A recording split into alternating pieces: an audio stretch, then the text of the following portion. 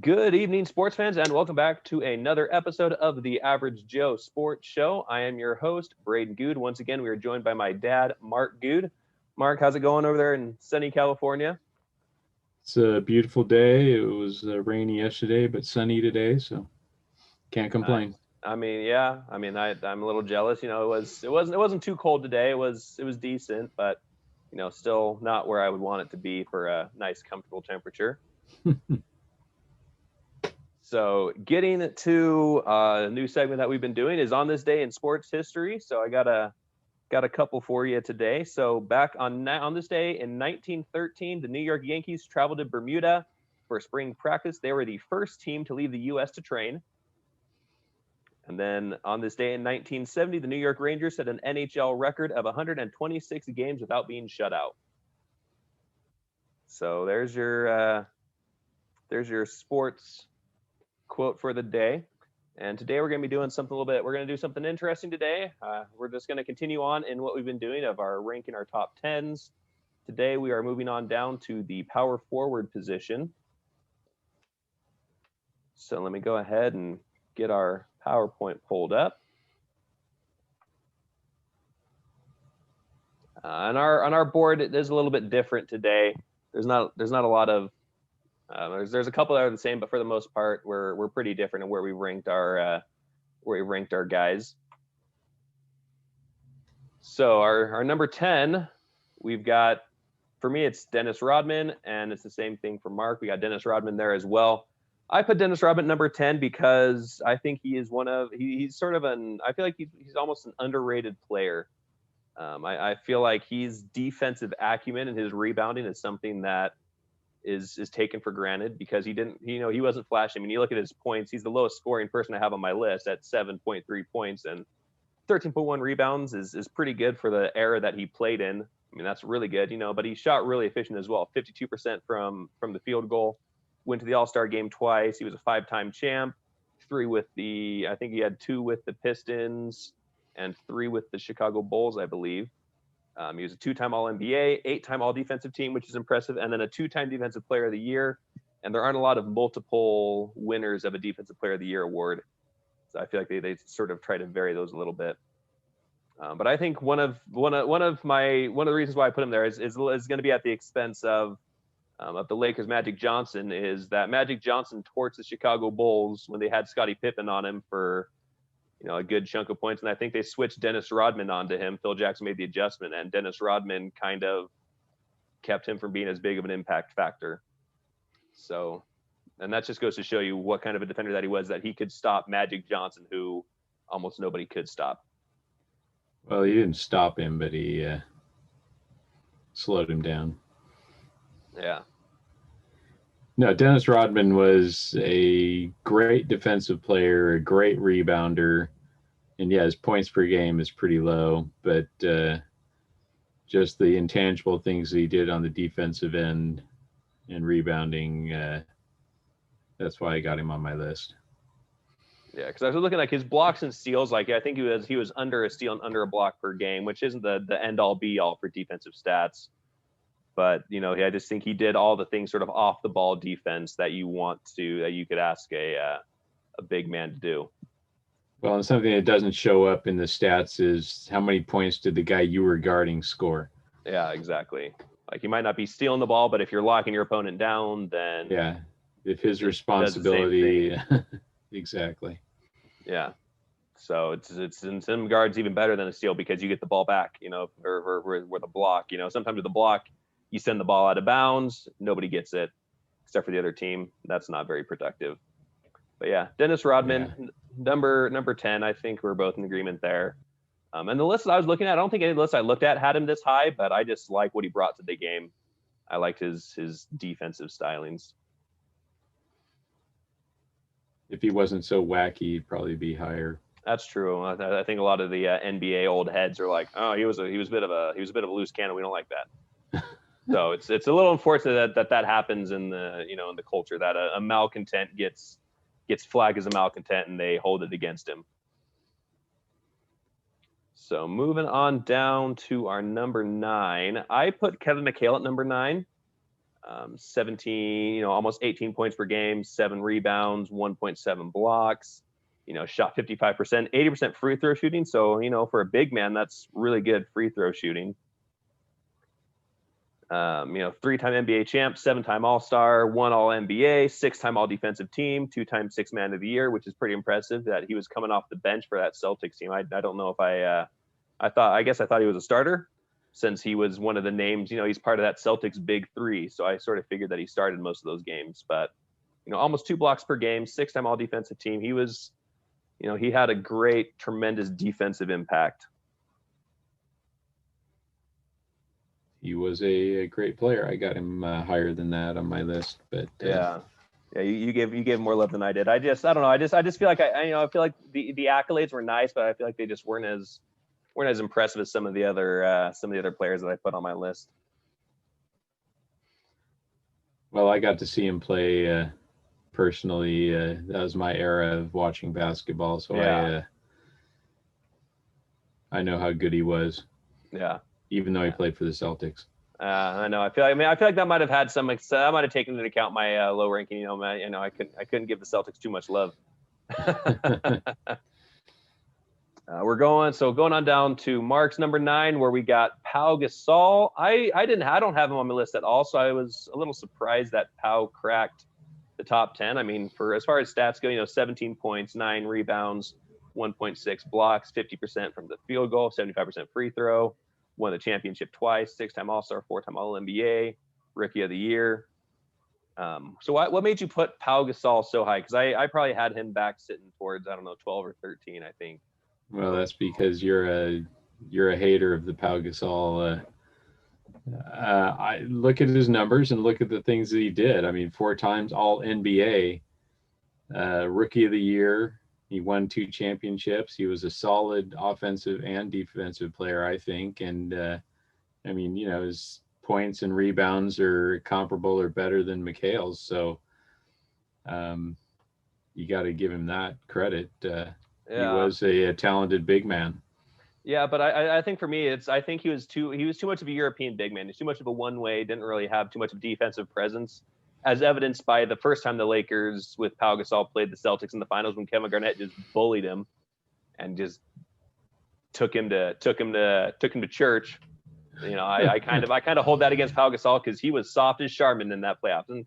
And granted, he did toughen up. And the next time they played the Celtics, a couple years later, he was much tougher. He was much more physically present to stop Kevin Garnett, and that was a key part of them winning. But yeah, I think you're right. I think I do have some bias, because I just don't like that he was so much just one-sided, and he wasn't like great one-sided. He was decent one-sided, a good secondary piece. Mm-hmm. So going on down to number 8, where I've got Jerry Lucas. Ooh, good choice. I know. I mean, I was looking at. I thought about excluding him just because he doesn't really. Not really a lot of All-NBA selections, but, with averages of 17 points, 15 rebounds, 50, shooting 50% from the field, 78 free throws, 7-time All-Star, you can't laugh at that.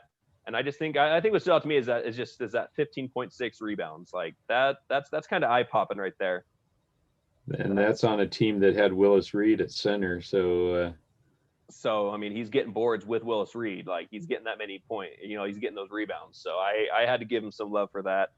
I like his stat line. I think it's pretty impressive. And he's a bit older than I've seen any film for, because, he played back in the 60s to 70s. Played in the 60s, 70s. So I remember him as a player. I didn't remember him enough to put him on my list, but he was a solid all-star caliber player. I think that it's tough to equate rebounds then to rebounds now, because the game has evolved so much, where so many guards and stuff are spending so much time under the basket, and so many big men are spending so much time out at the 3-point line. So the game has changed, and you're not going to get, back then the big guys were down around the basket, so they were gathering up all the rebounds. Yeah. No, and then that's sort of the thing too, is like those rebound numbers from back then are definitely a little bit a little bit inflated. But yeah. I mean, that's how Wilt. To be fair, though, I'm pretty sure 23 rebounds. I'm sure Wilt would still be able to get you 15 to 20 a night, and even in today's NBA. Just well, because Wilt was a so great bigger rebounder, and but stronger. You know, if the guy else. he's guarding is out at the 3-point line, it's going to be tougher for him to grab those rebounds. So, yeah. I mean, that's the new NBA. Yeah, that's true.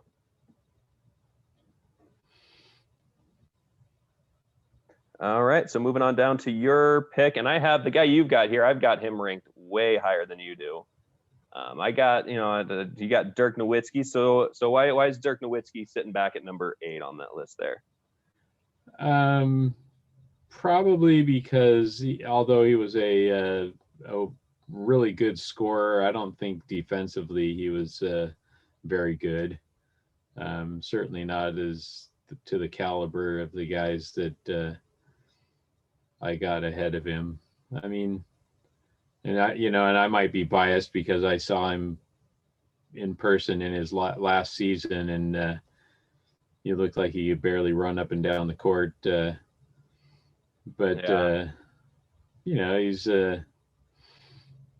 He probably stretched the floor more than any big man before him, shooting from 3-point range more consistently. And what's his ABA champ? I think I reused slides from a previous one, and I think I didn't take off the ABA. So there's some technical difficulties there. Yeah. But no, Dirk Nowitzki, I mean, that's a solid pick. Like, I definitely have on my list. I have him way higher. I think a part of that is because I think of the impact that he had on the game. I think I ranked a little bit higher because without him, you probably wouldn't have the big man shooting threes. Without Dirk Nowitzki, you probably don't have, you don't have Pau Gasol. You don't have Kristaps Porzingis. You probably don't have Luka Doncic. You don't have these European players in the league. I think he sort of pioneered, the big European, those guys coming in the league. He was sort of the pioneer, and he sort of led the way for that. Plus, 14-time All-Star, 12-time All-NBA. I mean, that shows longevity of his career and that he was good for a consistent long period of time, more so than, just like 2 or 3 All-NBA teams. It just shows how great he was for the career. So I've got him higher. We'll get to that in a little bit. Moving on down to number 7, I've got Elvin Hayes. 21 points, 12.5 rebounds, 1 steal, 2 blocks, an NBA champion, a 12-time All-Star, 6-time All-NBA, all-defensive team, scoring leader, sort of a guy that could get it done on both ends. 21 points, 12.5 rebounds, 2 blocks. I mean, those are pretty gaudy block numbers. You don't see a lot of guys averaging 2 blocks for their career, I feel like. So, defensively, offensively, another guy I never really saw play. So I just sort of had to go off of the numbers. Don't really have much of an eye test, but, a 12-time All-Star, 21 points, 12.5 rebounds. I mean, it sounds like a top-notch power forward to me. Yeah, he is, and I've got him a little higher than that on my list. He was one of the big men stars of his era, the Big E. He definitely was a top 10 caliber player. Yeah, it looks like he played back in the 80s. So that was back in the 70s. Oh, was that so? He had some years in the 80s. It looks like. Yeah, he played in 82, 83. Looks like 83 was the last year he played. So he looks like he retired right before, Magic and Bird started dominating the league. Come on, Magic and Bird started dominating in 80.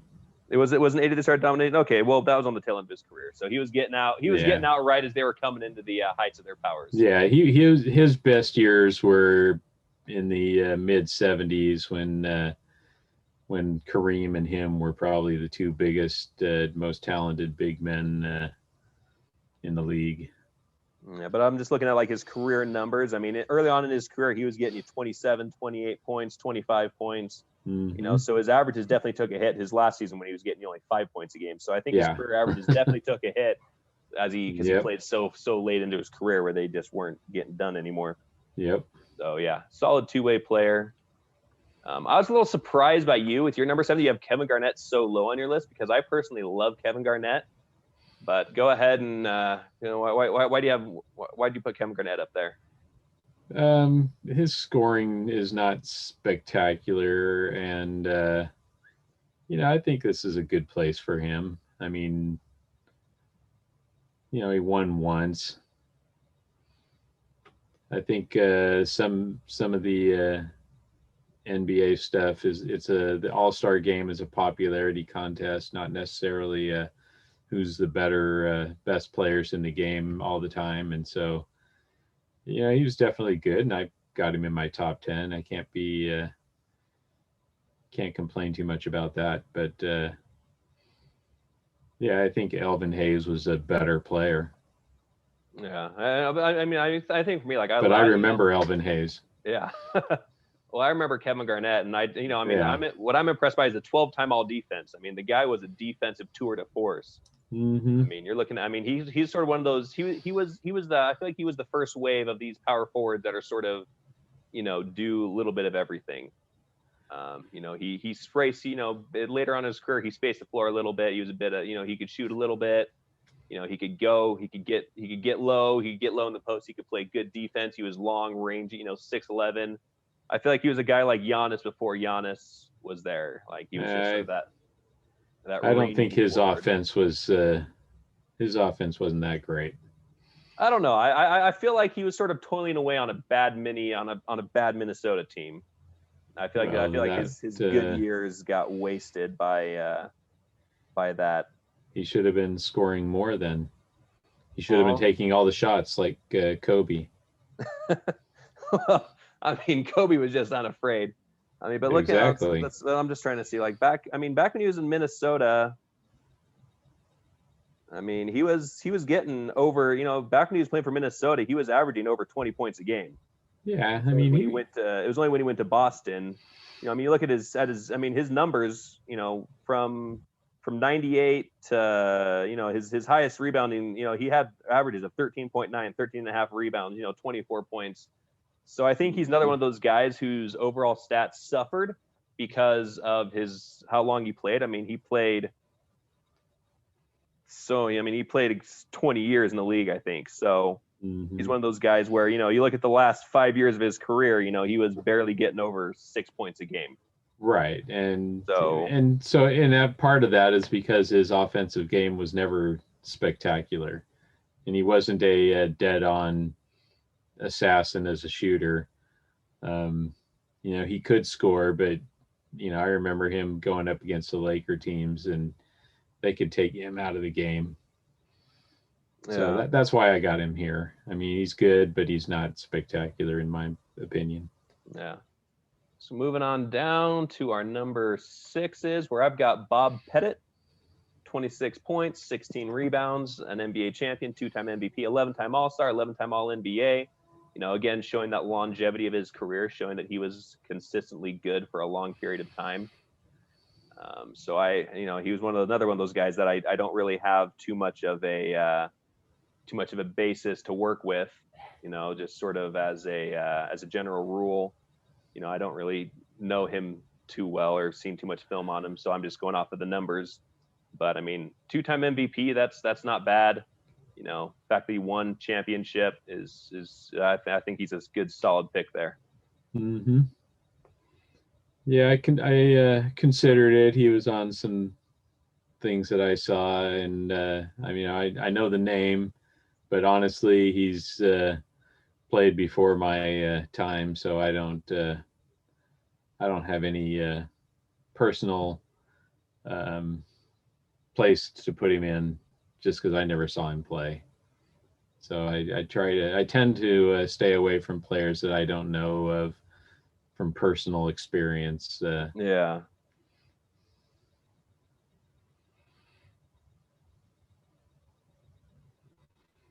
Yeah. So I got him there because, again, like I said, 26 points, 16 rebounds, guy could score, get good rebounds. So yeah, I mean, I got to give him some credit for that. I think this is where you kind of surprised me, because you picked a guy that, his career is not close to being done yet, but you got Anthony Davis sitting all the way up here at number 6. So what's the reason behind that one? I just think that of all the guys on my list, he is probably the most versatile player that I've seen, defensively and offensively, where he can shoot from anywhere really, and just a really above average offensive game and defensive game. I mean, he does it all, and probably the only reason he's not higher than this is because he's, at the midpoint of his career. But I think his numbers are outstanding, especially in this switching, moving offenses where you're switching off of guys. And I think he's just fantastic player. I mean, when he's healthy, um, he's an amazing player. I love watching him play. I love the things that he does and the versatility that he shows. Yeah, I mean, I do feel like I don't know. I think for me, like, unless a player is truly great, I don't think I really put them on a current list. Like, if unless they're like if they're currently playing, unless they're like on a historically great pace, or that that they're already great in their career. I just couldn't justify putting him on this list because I feel like his story is still being written. It's not done yet. But I mean, you're absolutely right. Like, he is a two-way terror. I mean, I think he should have won Defensive Player of the Year last year. I think Yep, I Giannis agree. stole that from him. Just like he stole the MVP from LeBron. But Well, it's not Giannis's fault. It's the it's idiots the that voters. vote for these Yeah. awards. It's the same voters that gave an MVP to Steve Nash over Kobe one year. But we Right. digress. I mean, his numbers are impressive. I mean, 2.4 blocks. That's not bad. 51 field goal percentage. Yeah, I mean, the highest shooting percentage, and 10 rebounds and 24 points. That's an all-around game. All defensive multiple times, all-star multiple times. And he's been on some bad teams, but he was that shining light. Yeah. I don't know. It's tough. I mean, maybe maybe in a couple of years I can throw him on a list like this. But I think right now he's still too young and unproven. And I think he's got the potential if he keeps playing like this, where he could be number one. I mean, obviously, I think he needs to win a few more rings, but I could definitely see him being, at the very least top three, if not top overall. I think he's that good of a player. He just needs to stay healthy. Yeah. Moving on down to number 5. This is where I've got Dirk Nowitzki. Just again, again, we've already sort of covered Dirk Nowitzki.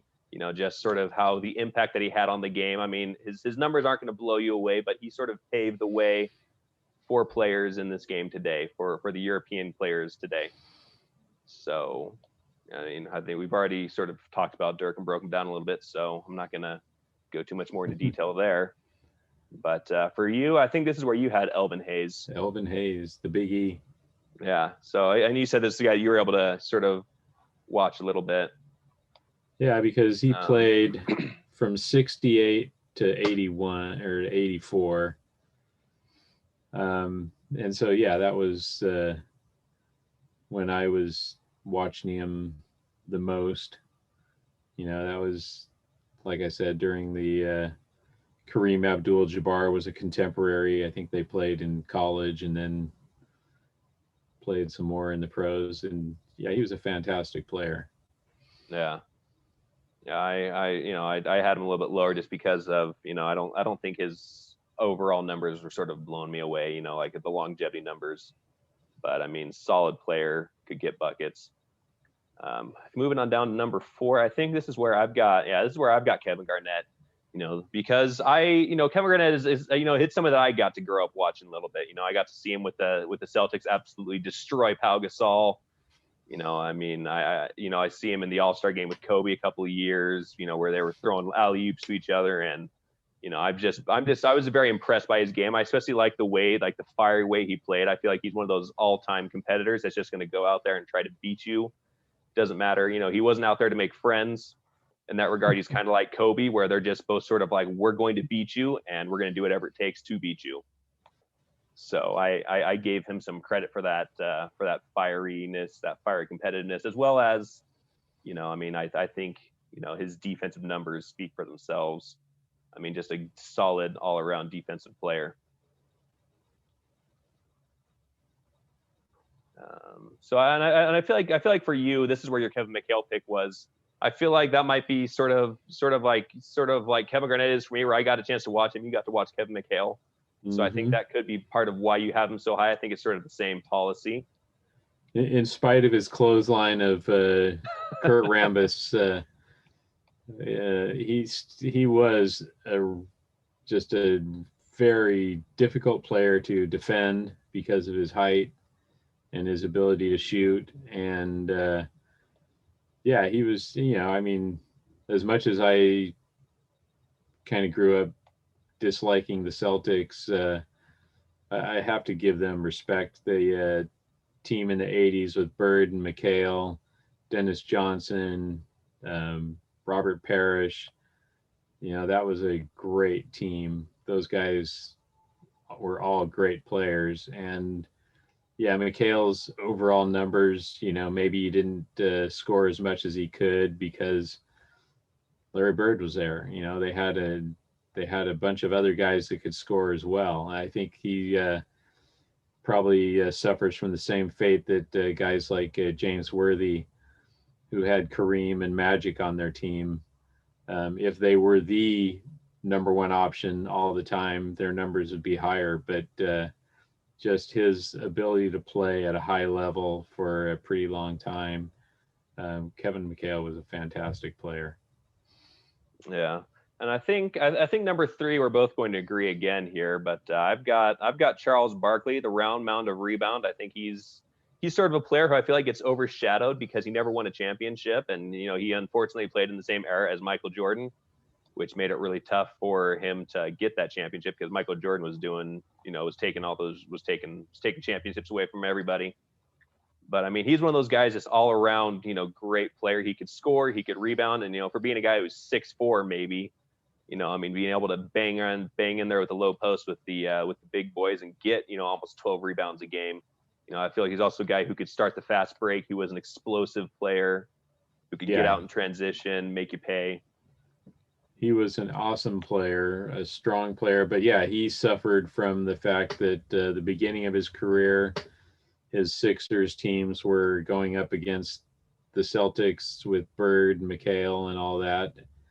And then when he went to the Suns, he was facing the Bulls in the finals, and the Utah Jazz were, so he had pretty stiff competition to try to get a team to the finals and win.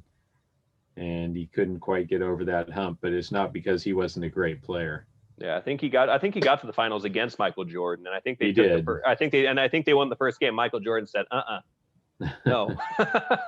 Well, Michael Jordan had a much better team around him.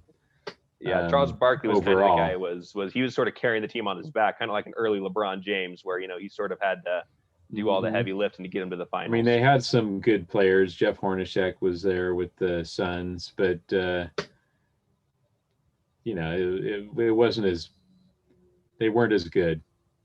Yeah. That's why they didn't lose because they choked. They lost because they faced a better team. Yeah. And so I think that's kind of a shame that he never got that championship ring. But, I got to give him some love here all the way down to number 3, just because, he was just sort of an all around, could do it on both, could do it on both ends of the floor, could score, could get out in transition, sort of modernizing the big man position. He could shoot from 3, and for a guy that's 6'4", he could rebound with the best of them. So, I mean, yeah, he was a load. He was a great player. Well, add that to the fact that now, he's pretty much must-see TV. He's hilarious. He is. He says some fantastic stuff sometimes. He is definitely, sort of like a must-see TV right now. So, he's got a good after-playing career as well. So kudos to that. And then number 1 and number 2, we're going to disagree again here. I've got Karl Malone at number 2. Whereas you've got Tim Duncan at number 2, and mine's the exact opposite, where I've got Tim Duncan number 1. So the reason I got Karl Malone, the reason why I put Tim Duncan behind Karl Malone, I think honestly what it came down to is that Tim Duncan's got 5 rings and Karl Malone had no rings. That and the fact that I was able to watch Tim Duncan play, and while he was super boring, super not exciting player, he knew how to win, and he just went about his work, didn't worry about ego. It wasn't about ego for him. He was just sort of the engine that made that Spurs team and that Spurs dynasty run. But yeah, I couldn't agree more with the level of boring that Tim Duncan was for his career. Probably the least exciting. I'm not sure how he won any MVP awards, but well, because back when he won those MVPs, he was, back in his prime. The guy was getting you. But he was a very good player. I just don't know if he was better than I don't know who was. I think the one of the big knocks I have on Tim Duncan is they never repeated as champions. They could never win 2 in a row. Yeah. He's a great player. I think Malone was just a much better scorer. And I think Duncan benefited from having a system around him where Popovich was able to put good pieces around him. And, he was a very integral part of a good team, whereas Karl Malone was an indispensable part of a good team. I think that some other good players could have been just as effective with the Spurs. And I think if you take Malone away from the Jazz, they're nowhere. So that's why we differ. Yeah, and I think and he did. Karl Malone was part of the might be the best 2-man tandem in history. Even compared up to next to maybe a Shaq and a Kobe, or a Steph and Clay. But that John Stockton Karl Malone pick and roll was that was poetry in motion. Mm-hmm. The mailman always delivered. I think I remember watching or hearing a story where Scottie Pippen said that you're not going to deliver today because the mail doesn't come on Sundays. All right, he's about to shoot some free throws, and Karl Malone missed the free throws in the finals. So, well, kind of got in his head a little bit there. And when Karl Malone got into the league, he was a terrible free throw shooter, and then by the time he finished up his career, he was a very good free throw shooter. So he throughout his career, he worked on things to get himself better. And I think the reason he didn't win again was because the teams that he was going up against were just a little bit better. He was going up against Magic and Kareem in the 80s. And then when they got to the 90s, he was going up against Jordan and Stockton and the Bulls. So again, he wasn't going up against Stockton. He and Stockton were going up against. Well, up against Pippen and Jordan. So Stockton and Malone were great players, and it's unfortunate that not everybody that's great can win, but that's why those are team things. Yeah, well, I think that's one of the most impressive things on Michael Jordan is if you look at the list of players that he kept from winning a championship, it's a pretty long, impressive list of a bunch of Hall of Famers where he kept them from winning. But yeah, I think for me, I think it might have been a part of it. I got to watch Tim Duncan play. I got to watch him play against my Lakers. We beat him a couple of times. They beat us a couple of times. So I got to watch firsthand Tim Duncan, and just how he's sort of one of those guys where, he just sort of disappears. I know I think he's assistant coach for the Spurs now, but he's one of those guys where, some guys still stay active in the public eye, and Tim Duncan's one of those guys where he retired and that was it. You probably still can't find him on the bench. Just sort of rode off into the sunset, and that was that. So yeah, but just because, he won 5 rings, and yeah, that was a product of Popovich's system. But then again, you can see what's happened to that system after Tim Duncan left. Once Parker got old, once Tim Duncan got old, once Manu Ginobili got old, that system is sort of fallen apart because they don't have a guy like Tim Duncan, like Tony Parker, these guys that have no ego. Well, you still have to have players. At the end of the day, you still have to have great players to win. And, you can have good players, but that's not enough. You have to have great players. And in the Popovich type situation, you have to have players that are willing to sacrifice their own personal things for the team. And then you have to be able to do things as a team. So, it's they've lost some. I mean, who knows what would have happened if Kawhi stays, or I mean, it's a new NBA for some of these guys. No team loyalties. Yeah, and team there's no loyalty is a team thing of the loyalties past. to the players either. So Yeah. So yeah. So I mean, that's our top 10, and I don't think there's any need for us to roll over the next slide because flip flop the two. Yeah, it's gonna look identical. It's gonna look identical to the same. So yeah, so there's our top 10s.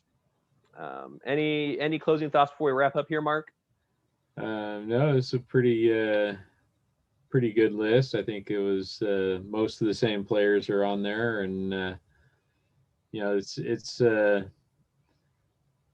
it's always arguable about who belongs where in these lists. It's all subjective to what things you value. Mm-hmm. And is it more an individual's performance, or is it a team performance? And there's no definitive, you can't definitively say, well, that's definitely the best player, because there's always an argument for somebody else.